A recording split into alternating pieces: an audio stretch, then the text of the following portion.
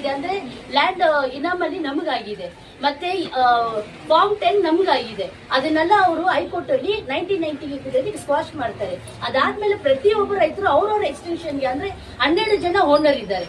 ಅವ್ರವ್ರ ಎಕ್ಸ್ಟೆನ್ಷನ್ಗೆ ಇನ್ನು ನಾನಾ ವಿಧ ಕೋರ್ಟ್ಗಳಲ್ಲಿ ಕೇಸುಗಳು ನಡೀತಾ ಇದ್ರೂ ಸಹ, ಪೆಂಡಿಂಗ್ ಇದ್ರೂ ಸಹ ಇದು ಈ ತರ ದೌರ್ಜನ್ಯವಾಗಿ ಬಂದು ಮಾಡ್ತಾ ಇದ್ದಾರೆ. ನಮ್ಮ ಕ್ವಶನ್ ಒಂದೇನೆ ಸರ್ಕಾರದ ಹತ್ರ, ಕೆರೆ ಅಂಗಲ ಅಂತ ಅಂದ್ಮೇಲೆ ಯಾರಿಗೂ ಕೊಡಕ್ ಬರಲ್ಲ ಅಂತೀರಾ. ಆಯ್ತು, ಕೊಡಕ್ ಬರಲ್ಲ ಅಂದ್ಮೇಲೆ ನೀವು ಮುಜರಾಯಿ ದೇವಸ್ಥಾನದವ್ರಿಗೆ ಹೆಂಗ್ ಕೊಡ್ತೀರಾ ಕೆರೆ ಅಂಗ್ಲನ? ಈಗ ಹೇಳ್ತಾ ಇರೋದು ಏನಂತ, ಇದು ಕೆರೆ ಅಂಗಳ ಅನ್ನುವಂತ ವಿಚಾರನ ಅವರು ಸರ್, ಇದು ರೈತರ ಆಕಾರದಿಂದ ತೋಟ ಮಾಡ್ಕೊಂಡ್ ಬಂದಿರ್ತಕ್ಕಂಥ ಜಾಗ. ಅದನ್ನ ಕೋರ್ಟ್ಗಳಲ್ಲೂ ಒಪ್ಕೊಂಡಿದ್ದಾರೆ. ಇಟ್ಸ್ ಅಗ್ರಿಕಲ್ಚರ್ ಲ್ಯಾಂಡ್ ಅಂತ ಹೇಳಿ ಕೋರ್ಟ್ಗಳಲ್ಲೂ ಒಪ್ಕೊಂಡಿದ್ದಾರೆ. ಆದ್ರೆ ರೈತರು ಕೆಲಸ ಮಾಡಿರ್ಬೇಕಾದ್ರೆ, ತೋಟ ಮಾಡಿರ್ಬೇಕಾದ್ರೆ ದೇವಸ್ಥಾನಕ್ಕೆ ಇವ್ರು ಕೊಡ್ಬೇಕಂತ ಹೇಳ್ತಾರಲ್ಲ. ದೇವಸ್ಥಾನದ ಪೂಜಾರಿ ಏನಾದ್ರು ಬಂದು ತೋಟ ಮಾಡ್ತಾ ಇದ್ರಾ, ಅಥವಾ ಧರ್ಮದಾಯ ದೇವಸ್ಥಾನ ಇರ್ತಕ್ಕ ದ್ರೌಪದಿ ದಾಯಿ ಏನಾದ್ರು ಬಂದು ತೋಟ ಮಾಡ್ತಾ ಇದ್ರಾ? ಇಲ್ಲ ಅಲ್ಲ. ಇಟ್ಸ್ ಅಗ್ರಿಕಲ್ಚರ್ ಲ್ಯಾಂಡ್ ಅಂತ ಕೋರ್ಟ್ ಎಲ್ಲ ಒಪ್ಕೊಂಡಿರ್ಬೇಕಾದ್ರೆ ರೈತರೇ ಮಾಡಿರೋದು. ಅವಾಗ ಸರ್ಕಾರ ರೈತರ ಹತ್ರ ಕಿತ್ತು ದೇವಸ್ಥಾನಕ್ಕೆ ಕೊಟ್ಟು ದೇವಸ್ಥಾನ ಉದ್ಧಾರ ಮಾಡ್ಬೇಕಂತ ಎಲ್ಲಾದ್ರೂ ರೂಲ್ಸ್ ಇದೆಯಾ? ನಮ್ಮ ಕ್ಲೇಮ್ ಒಂದು ಏನಂದ್ರೆ, ಸಪೋಸ್ ಇದು ಮುಜರಾಯಿ ಇದೆ ಅಂತ ನೀವೇನಾದ್ರೂ ಪ್ರೂವ್ ಮಾಡಿದ್ರೆ, ಮುಜರಾಯಿ ಆದ್ರೆ ದೇವಸ್ಥಾನಕ್ಕೆ ಯಾಕೆ ಕೊಟ್ರಿ? ಕೊಡಬೇಡಿ, ನಮಗ್ ಕೊಡಿ, ರೈತರಿಗೆ ಕೊಡಿ. ಸರ್ಕಾರ ಇರೋದು ನಮಗೋಸ್ಕರ ಅಲ್ವಾ, ರೈತರಿಗೋಸ್ಕರ ಅಲ್ವಾ? ದೇವಸ್ಥಾನಕ್ಕೆ ಬೇರೆ ಎಲ್ಲಿ ಬೇಕಾದ್ರೂ ಜಾಗ ಸಿಗುತ್ತೆ, ರೈತರಿಗೆ ಸಿಗೋದಿಲ್ಲ ಅಲ್ಲ.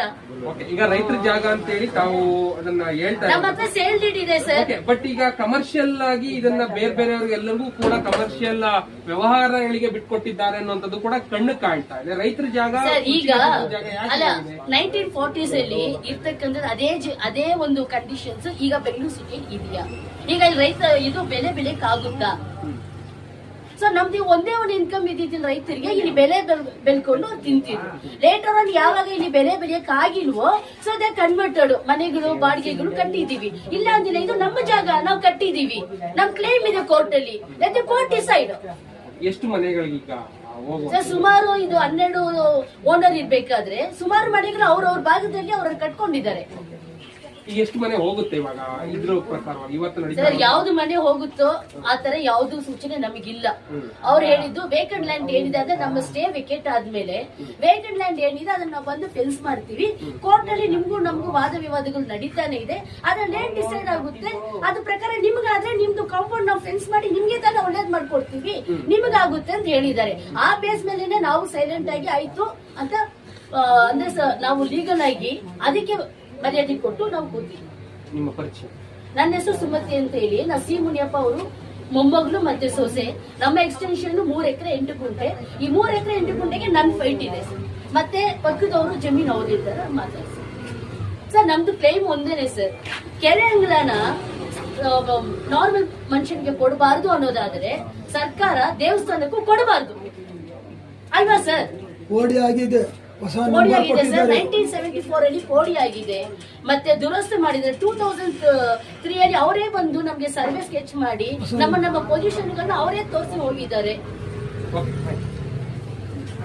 ನಮಸ್ಕಾರ ವೀಕ್ಷಕ ಬಂಧುಗಳೇ, ಮುಜರಾಯಿ ಇಲಾಖೆಗೆ ಸೇರಿರುವಂತ ಧರ್ಮರಾಯಸ್ವಾಮಿ ದೇವಾಲಯದ ನೀಲಸಂದ್ರದಲ್ಲಿ 15.5 ಎಕರೆ ಮುಜರಾಯಿ ಇಲಾಖೆಯ ಆಸ್ತಿ ಇತ್ತು. ಆ ಆಸ್ತಿಯನ್ನ ದೇವಾಲಯದ ಕೆಲವು ಅಧಿಕಾರಿಗಳ ಗಮನ ಕೊಡದೆ ವ್ಯತ್ಯಾಸ ಆಗಿದ್ದರಿಂದ ಬೇರೆ ಬೇರೆ ವ್ಯಕ್ತಿಗಳು ಆ ಆಸ್ತಿ ನಮ್ಮದೇ ಅಂತೇಳಿ ಬೇನಾಮಿ ಪತ್ರಗಳನ್ನು ಮಾಡಿಕೊಂಡು ಹಲವಾರು ವರ್ಷಗಳಿಂದ ಅದನ್ನ ಕಮರ್ಷಿಯಲ್ ಆಗಿ ಉಪಯೋಗಿಸ್ಕೊಳ್ತಿದ್ರು. ಅದಕ್ಕೆ ಪೂರಕವಾಗಿ ಸುಪ್ರೀಂ ಕೋರ್ಟ್ ಆ ಆಸ್ತಿಯನ್ನ ಮುಜರಾಯಿ ಇಲಾಖೆಗೆ ತಗೊಳ್ಳಿ, ಅಲ್ಲಿರುವಂತ ಶೆಡ್ಗಳೇನಿದೆ ಅದನ್ನ ತೆರವುಗೊಳಿಸಿ ಅಂತೇಳಿ ಆಗ್ರಹ ಮಾಡಿತ್ತು. ಆ ಆದೇಶಕ್ಕೆ ಪೂರಕವಾಗಿ ಅಧಿಕಾರಿಗಳು ಕಾರ್ಯಾಚರಣೆಯನ್ನ ನಡೆಸ್ತಿದ್ರು, ಈಗ ನಡೆಸ್ತಾ ಇದ್ದಾರೆ ಕೂಡ. ಆ ಕಾರ್ಯಾಚರಣೆ ನಡೀತಾ ಇದ್ದ ಹಾಗೆ ಅಲ್ಲಿರುವಂತ 4 ಬೇರೆ ಬೇರೆ ವ್ಯಕ್ತಿಗಳು, ಅನ್ಯ ಧರ್ಮೀಯರು ಸೇರಿದಂತೆ ಬೇನಾಮಿ ಪತ್ರಗಳನ್ನು ತಗೊಂಬಂದು ಈ ಜಾಗ ನನ್ನದು, ಈ ಜಾಗ ನನ್ನದು ಅಂತೇಳಿ ಮೀನನ್ನ ನೀರಿನಿಂದ ಹೊರಗಡೆ ಹಾಕ್ತಾಗೆ 3-4 ದಿನಗಳಿಂದ ಒದ್ದಾಡುವಂತ ಪ್ರಯತ್ನ ಮಾಡಿದ್ರು. ಅದು ಫಲಿಸುವಂತ ಪ್ರಶ್ನೆಯೇ ಇಲ್ಲ. ಏಕೆಂದ್ರೆ ಸುಪ್ರೀಂ ಕೋರ್ಟ್ ಆಗ್ರಹ ಮಾಡಿದೆ, 15.5 ಎಕರೆ ಜಾಗವು ಮುಜರಾಯಿ ಇಲಾಖೆದು ಅಂತೇಳಿ. ಈ ಹಿನ್ನೆಲೆಯಲ್ಲಿ ಈ ಮಹಿಳೆ ಮಾತಾಡೋದು ನೋಡಿ, ಮುಜರಾಯಿ ಇಲಾಖೆಯ ಜಾಗವನ್ನ ದುರುಪಯೋಗಪಡಿಸಿಕೊಂಡು ಇಷ್ಟು ವರ್ಷ ಕಮರ್ಷಿಯಲ್ ಆಗಿ ಉಪಯೋಗಿಸ್ಕೊಂಡಿದ್ದಾರೆ. ಅವರ ಬಾಯಿನಲ್ಲಿ ಬರುವಂತ ಶಬ್ದಗಳನ್ನ ನೋಡಿ ನಗಬೇಕೋ ಅಥವಾ ಇದು ಲೇಸಿಯಾಗಿ ಬಿಡಬೇಕು ಆ ವಿಚಾರದ ಗೊತ್ತಾಗ್ತಿಲ್ಲ.